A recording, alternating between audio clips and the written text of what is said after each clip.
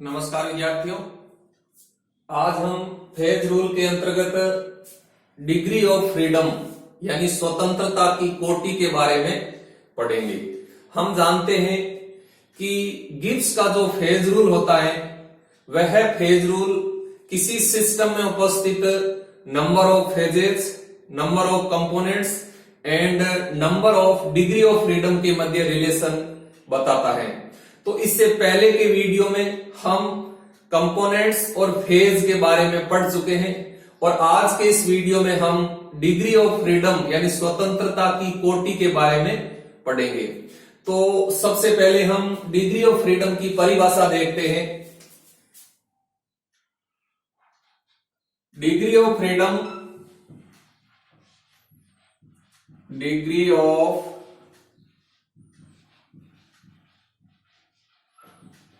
Freedom, ताप,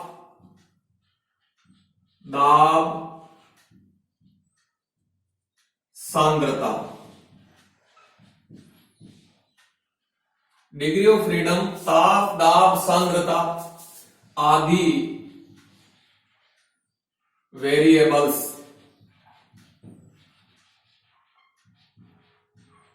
यानी आदि चरों की वह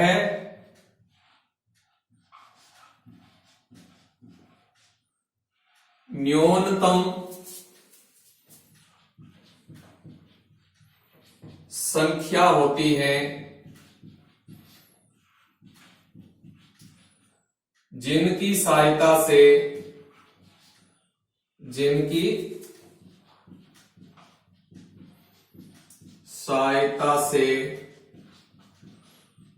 हम सिस्टम को यानी तंत्र को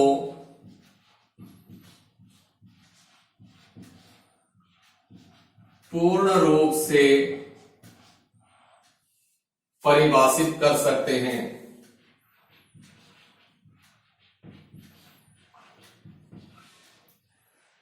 परिभाषित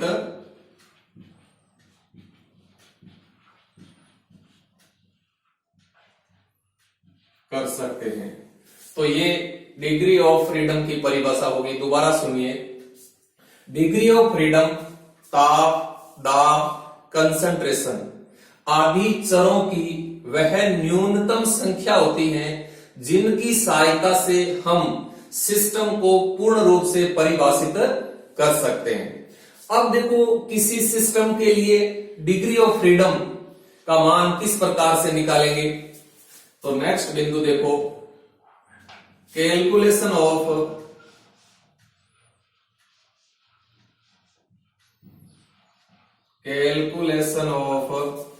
degree of freedom.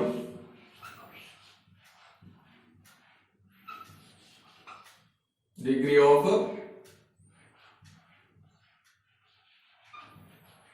Freedom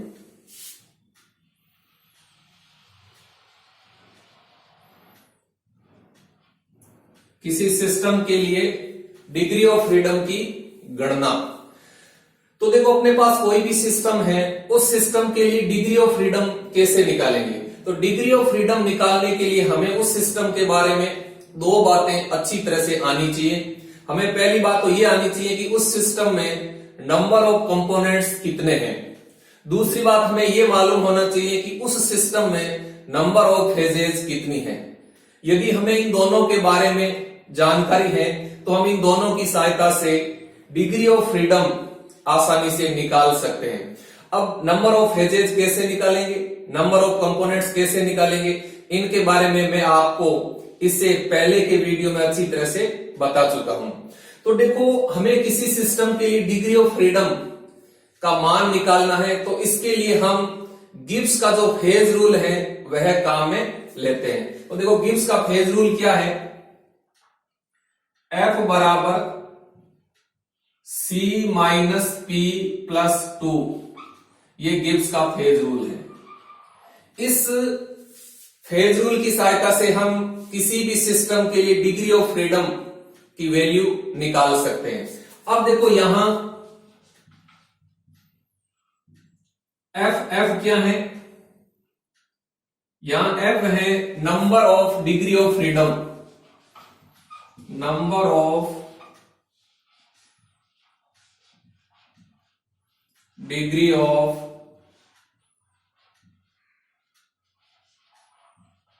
freedom यानी स्वतंत्रता की कोटि संख्या। सी क्या है? सी बराबर number of component, number of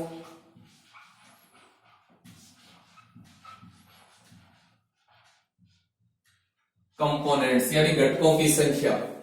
और पी बराबर क्या है? पी बराबर है number of phases, number of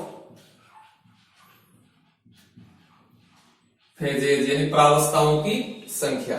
यानी नंबर ऑफ कंपोनेंट्स और नंबर ऑफ फेजेस, इन दोनों की सहायता से हम number of degree of freedom है वो आसानी से निकाल सकते हैं। ठीक, अब देखो डिग्री ऑफ फ्रीडम का जो मान है वो मिनिमम मान 0 होता है।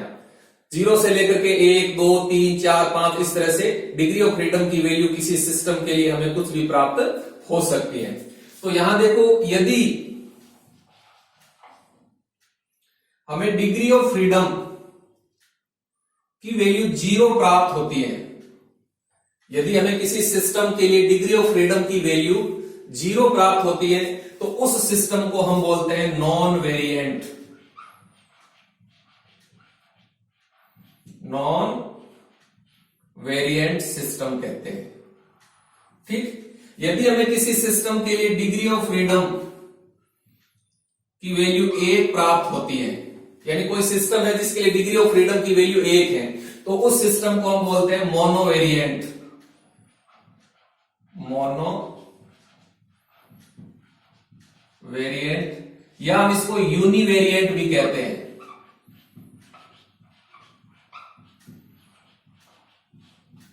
मोनोवेरिएंट या यूनिवेरिएंट एक ही बात है। जिस सिस्टम के लिए डिग्री ऑफ फ्रीडम की वैल्यू 1 होती है उस सिस्टम को मोनोवेरिएंट या यूनिवेरिएंट कहते हैं। यदि किसी सिस्टम के लिए डिग्री ऑफ फ्रीडम की वैल्यू 2 आती है तो उस सिस्टम को बोलते हैं बाई वेरिएंट, बाई वेरिएंट। यदि डिग्री ऑफ फ्रीडम की वैल्यू किसी सिस्टम के लिए 3 आती है तो उसे हम ट्राई वेरिएंट कहते हैं, ट्राई वेरिएंट। इसी प्रकार यदि डिग्री ऑफ फ्रीडम की वैल्यू 4 आएगी तो हम टेट्रा वेरिएंट कहेंगे, अगर 5 आती है तो पेंटा वेरिएंट कहेंगे। तो इस प्रकार से डिग्री ऑफ फ्रीडम के मान के आधार पर हम सिस्टम का नाम देते हैं। डिग्री ऑफ फ्रीडम का मान 0 है तो non variant. Degree of freedom की वैल्यू 1 है तो उसे हम मोनोवेरिएंट या यूनिवेरिएंट कहते हैं। डिग्री ऑफ फ्रीडम की वैल्यू 2 आती है तो उसे हम बाई वेरिएंट कहते हैं। और डिग्री ऑफ फ्रीडम की वैल्यू 3 आती है तो उसे हम ट्राई वेरिएंट कहते हैं। यानी डिग्री ऑफ फ्रीडम का जो मान है इसके आधार पर हम सिस्टम को नाम देते हैं। Nonvariant, monovariant, bivariant, trivariant, tetravariant आदि। ठीक, तो ये बात आपको अच्छी तरह से याद रखनी है। अब एक बात यहां और नोट करो कि जैसे हमने यहां देखो इसकी जो परिभाषा में ये बताया है कि ताप, दाब और सांद्रता आदि चरों की वह न्यूनतम संख्या जिनकी सहायता से हम सिस्टम को पूर्ण रूप से परिभाषित कर सकते हैं, तो उस न्यूनतम संख्या को हम डिग्री ऑफ फ्रीडम यानी स्वतंत्रता की कोटि कहते हैं। अब यहां देखो यदि हम ताप, दाब, सांद्रता इन तीनों चरों में से किसी एक चर को कांस्टेंट कर दें, यानी किसी एक वेरिएबल को स्थिर कर दें, तो उस कंडीशन में जो फेज रूल होगा उसे हम कंडेंस्ड फेज रूल कहते हैं।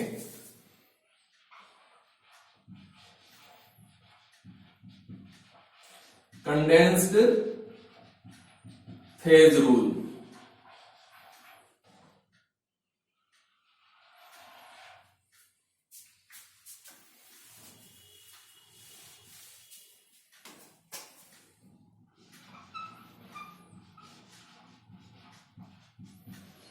कंडेंस्ड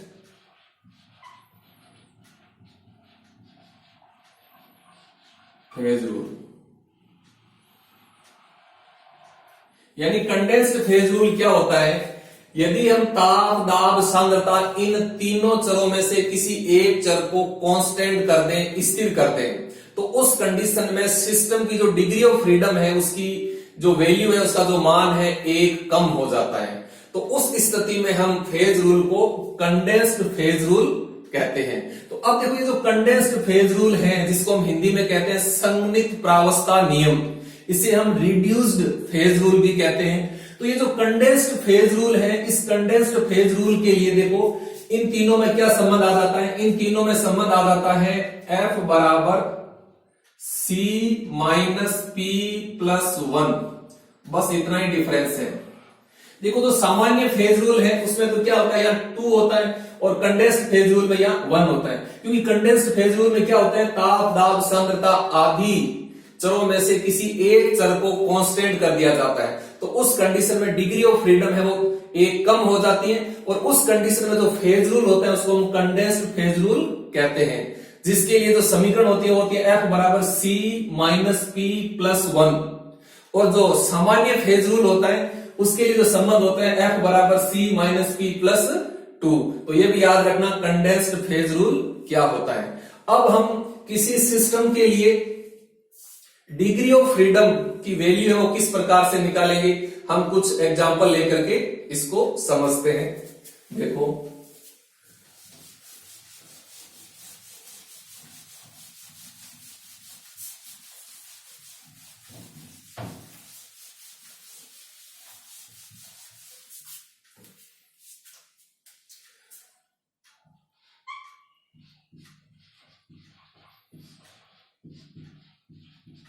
हम कुछ एग्जांपल देखते हैं। यहां देखो, तो एक एग्जांपल ले रहे हैं हम, H2O सॉलिड, H2O लिक्विड,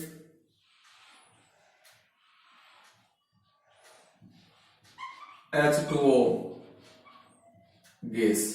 हमारे पास में एक सिस्टम है, वाटर सिस्टम है। इस सिस्टम के लिए हम डिग्री ऑफ फ्रीडम का मान निकालना चाहते हैं, तो हम इसके लिए देखो फॉर्मूला कौन सा लगाएंगे, जो सामान्य फेज रूल है वो है F बराबर C माइनस P प्लस 2। ये हम फेज रूल लगाएंगे, ठीक। अब देखो F बराबर C माइनस P प्लस 2 है। अब देखो यहां इस सिस्टम के लिए C की वैल्यू क्या है, नंबर ऑफ कंपोनेंट्स क्या है, देखो यहां नंबर ऑफ कंपोनेंट्स 1 है, यानी इस सिस्टम में एक ही केमिकल स्पीसीज है और वो केमिकल स्पीसीज है H2O, तो नंबर ऑफ कंपोनेंट्स 1 है। यहां देखो नंबर ऑफ फेजेस, यानी P की वैल्यू क्या है, नंबर ऑफ फेजेस 1 2 3 है, नंबर ऑफ फेजेस 3 है।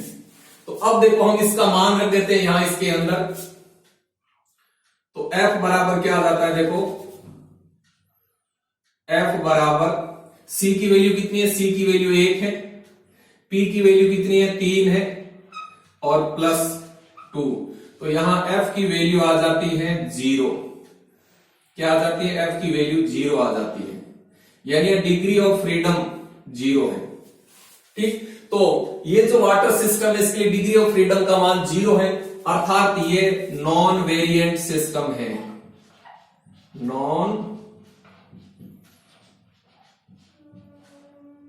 वेरिएंट सिस्टम है, ठीक। अब देखो डिग्री ऑफ फ्रीडम का मान 0 है, इसका मतलब जल की जो तीनों फेज हैं, सॉलिड, लिक्विड और वेपर, ये तीनों फेज परस्पर साम्य में हैं, तो उस बिंदु को हम जल का त्रिक बिंदु कहते हैं।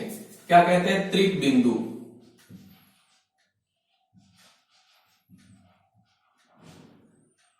त्रिक बिंदु, दोबारा सुनिए, त्रिक बिंदु क्या होता है। त्रिक बिंदु वह बिंदु होता है जिस बिंदु पर सॉलिड, लिक्विड और वेपर तीनों फेज परस्पर साम्य में होती हैं तथा डिग्री ऑफ फ्रीडम की वैल्यू 0 होती है, तो उस बिंदु को हम त्रिक बिंदु कहते हैं। अब देखो तो जल का त्रिक बिंदु होता है, इस त्रिक बिंदु पर ताप दाब की वैल्यू है वो फिक्स होती है। यहां देखो टेम्परेचर की जो वैल्यू होती है, टी का मान होता है वो होता है 0.0075 डिग्री सेल्सियस, ये टेम्परेचर होता है त्रिक बिंदु पर। और त्रिक बिंदु पर जो प्रेशर है, प्रेशर की वैल्यू होती है 4.58 mm, ये त्रिक बिंदु पर प्रेशर होता है। यानी त्रिक बिंदु पर ताप और दाब दोनों फिक्स होते हैं। ताप होता है 0.0075 डिग्री सेल्सियस और प्रेशर होता है 4.58 मिमी। तो इस प्रकार से ये जो एक वाटर सिस्टम है, इसके लिए नंबर ऑफ कंपोनेंट 1 है, नंबर ऑफ फेजेस 3 है और number of degree of freedom 0 है, और ये एक नॉन वेरिएंट सिस्टम है। और जिस बिंदु पर तीनों प्रावस्थाएं परस्पर साम्य में होती हैं उसे हम त्रिक बिंदु कहते हैं। तो यहां जो अपने सिस्टम वाटर सिस्टम है, इसका जो त्रिक बिंदु है जिसमें ताप और दाब दोनों कांस्टेंट होते हैं, ताप और दाब दोनों स्थिर होते हैं, ताप की वैल्यू तो ये होती है और दाब की वैल्यू ये होती है। ठीक, अब हम नेक्स्ट सिस्टम लेते हैं। देखो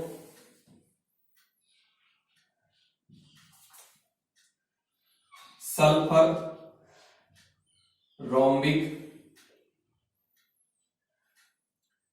सल्फर मोनोकल्निक,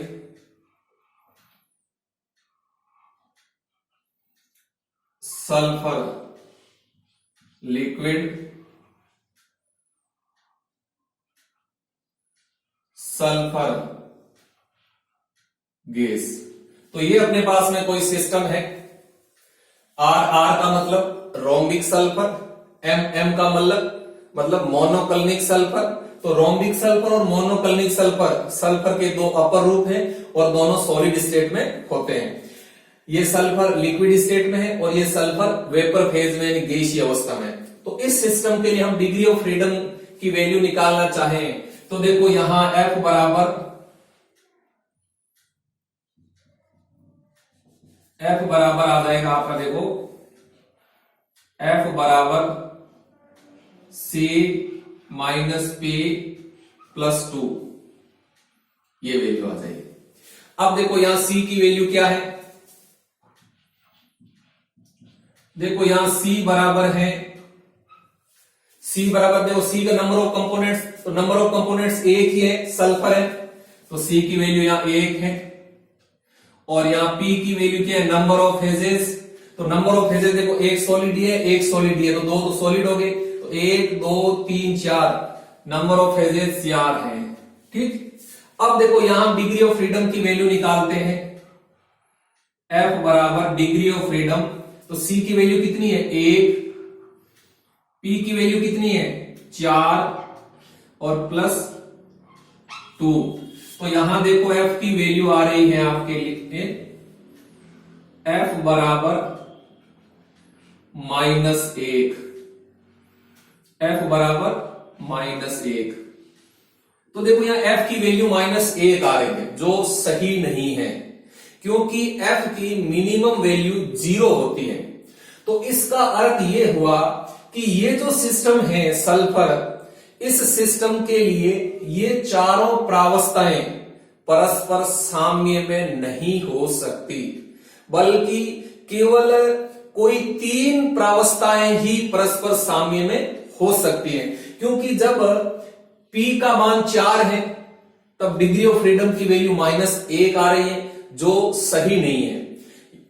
तो ये इस बात का संकेत है कि ये चारों प्रावस्थाएं परस्पर साम्य में नहीं हो सकती, यानी सल्फर की कोई 3 प्रावस्थाएं ही परस्पर साम्य में हो सकती हैं। क्योंकि जब P का मान 3 होगा तब डिग्री ऑफ फ्रीडम क्या आ जाएगी 0 आ जाएगी।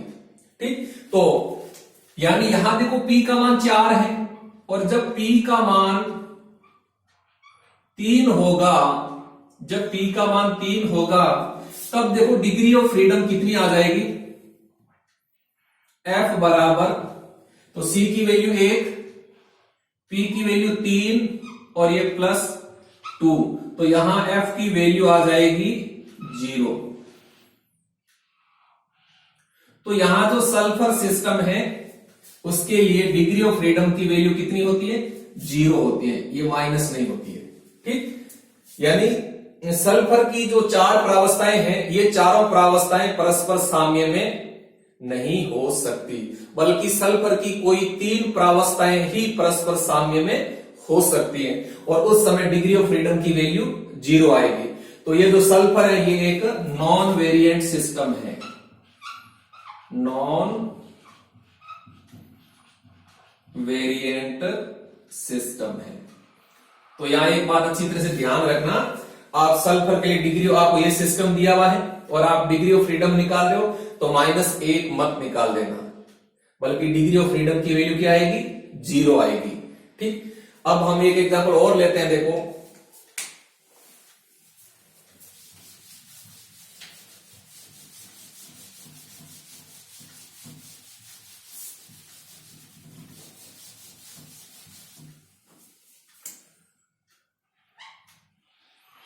मान लीजिए अपने पास में कैल्शियम कार्बोनेट सॉलिड,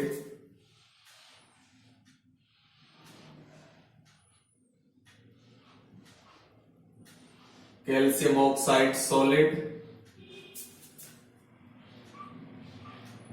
और CO2 गैस है, ये सिस्टम है। और इस सिस्टम के लिए हम डिग्री ऑफ फ्रीडम की वैल्यू निकालना चाहते हैं। तो देखो, जो गिब्स फेज रूल होता है, F बराबर C माइनस P प्लस 2, ये गिब्स फेज रूल होता है। ठीक, अब देखो यहां C की वैल्यू क्या है? यहां इस सिस्टम के लिए देखो C बराबर C है। इस सिस्टम के अंदर कितनी केमिकल स्पीसीज है? तो देखो 1 2 3, तो यहां C की वैल्यू कितनी है? 3 है। अब देखो यहां P की वैल्यू क्या आएगी? P की वैल्यू निकाल, तो एक सॉलिड है, एक सॉलिड है, तो एक फेज ये हो जाएगी, एक फेज ये हो जाएगी, एक ये 3, तो नंबर ऑफ फेजेस 3 है। तो अब डिग्री ऑफ फ्रीडम निकाल लो। F बराबर C की वैल्यू कितनी है? C की वैल्यू 3 है, P की वैल्यू कितनी है? 3 है, और प्लस 2, ये -3 से +3 कैंसिल हो जाएगा, तो यहां F की वैल्यू आ जाती है 2। तो डिग्री ऑफ फ्रीडम की वैल्यू कितनी आ जाती है? 2 आ जाती है। अर्थात ये जो अपना सिस्टम है ये एक बाई वेरिएंट सिस्टम है। कैसा सिस्टम है? बाई वेरिएंट सिस्टम है। इस प्रकार हम किसी भी सिस्टम के लिए इस संबंध की सहायता से डिग्री ऑफ फ्रीडम की वैल्यू आसानी से निकाल सकते हैं। यानी आपको कोई सिस्टम दिया गया है, आपको उस सिस्टम के लिए डिग्री ऑफ फ्रीडम निकालनी है, तो आप ये रिलेशन लगा दीजिए, ये संबंध लगा दीजिए, यानी ये फॉर्मूला काम में लीजिए, और उसके बाद में उस सिस्टम में नंबर ऑफ फेजेस कितनी है, नंबर ऑफ कंपोनेंट्स कितने हैं, ये दोनों अच्छी तरह से ध्यानपूर्वक निकाल लीजिए, और फिर इस फॉर्मूले के अंदर C और P के मान रख करके डिग्री ऑफ फ्रीडम की वैल्यू निकाल सकते हैं। लेकिन ध्यान रखना, डिग्री ऑफ फ्रीडम की जो मिनिमम वैल्यू है वो 0 आती है। ठीक, तो इस प्रकार से आज के इस वीडियो में हमने डिग्री ऑफ फ्रीडम क्या होती है और किसी सिस्टम के लिए डिग्री ऑफ फ्रीडम की वैल्यू किस प्रकार से निकाली जाती है ये पढ़ा। अब आप असाइनमेंट के रूप में क्वेश्चन नोट कीजिए। आप क्वेश्चन लिखिए, कंडेंस्ड फेज रूल यानी संघनित प्रावस्था नियम क्या है समझाइए। ठीक, अब आप एक बात और नोट कीजिए, यहां आप केवल YouTube चैनल के वीडियो पर ही डिपेंड ना रहें, इनके साथ साथ आप अपनी बुक को ओपन कीजिए और साथ साथ में बुक भी पढ़िए और फिर अपने नोट्स बनाइए।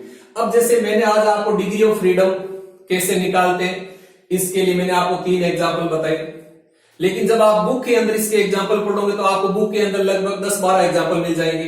तो जब आप उन एग्जाम्पल्स को मिलाओगे तो आपको डिग्री ऑफ फ्रीडम का जो टॉपिक है और अच्छी तरह से क्लियर हो जाएगा।